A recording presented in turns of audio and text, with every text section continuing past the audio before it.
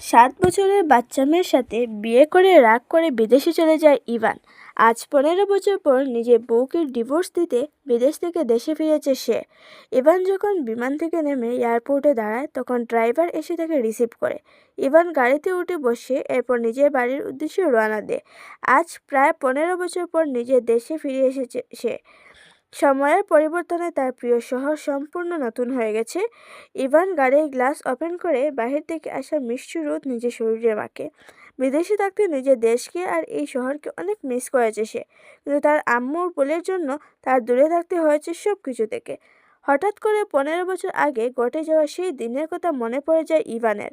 অরুণা বেগম ইভানের মা, যিনি একজন গৃহিণী, এবং তার বাবা রাশেদ চৌধুরী একজন ব্যবসায়ী। শহরে তার বাবার অনেক সুনাম রয়েছে কারণ তিনি একজন ভালো মানুষ। অরুণা বেগমের বন্ধুর নাম রশিদা বেগম, যার স্বামী একটা অ্যাক্সিডেন্টে মারা যায়, যার ফলে বাধ্য হয়ে উনি চৌধুরী বাড়িতে থাকেন। আর তার একটা ছোট 7 বছরের মেয়ে ছিল যার নাম এনায়া।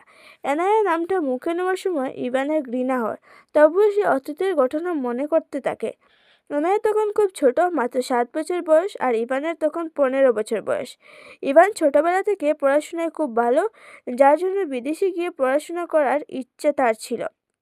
এনায়া খুব ছোটবেলা থেকে খুব দুষ্ট প্রকৃতির মেয়ে, তবে ইভান খুব শান্ত। ইভান নিজের রুমে অন্য কারো প্রবেশ পছন্দ করতো না, কিন্তু এনায়া সবসময় এসে তার ঘরের সব জিনিস এলোমেলো করে দিত, যার জন্য ইভান কখনো এনায়াকে পছন্দ করে নাই, বরং সব সময় তাকে বকা দিত।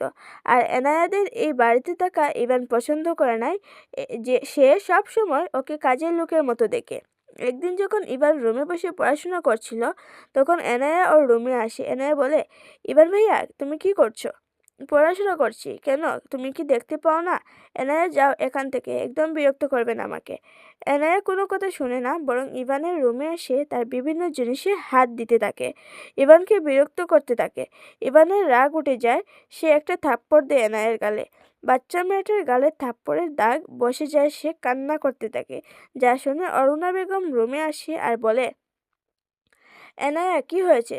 তুমি কান্না কেন করছো? ইভান ভাইয়া আমাকে থাপ্পড় মেরেছে মাম্মি। ইভান, তুমি কেন এনায়ের থাপ্পড় দিয়েছো? একটা ছোট বাচ্চাকে কি কেউ মারে?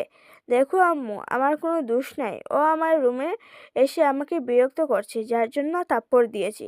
ইভান, তাই বলে তুমি কি থাপ্পড় দিবে? ও না, তোমার খালার মেয়ে।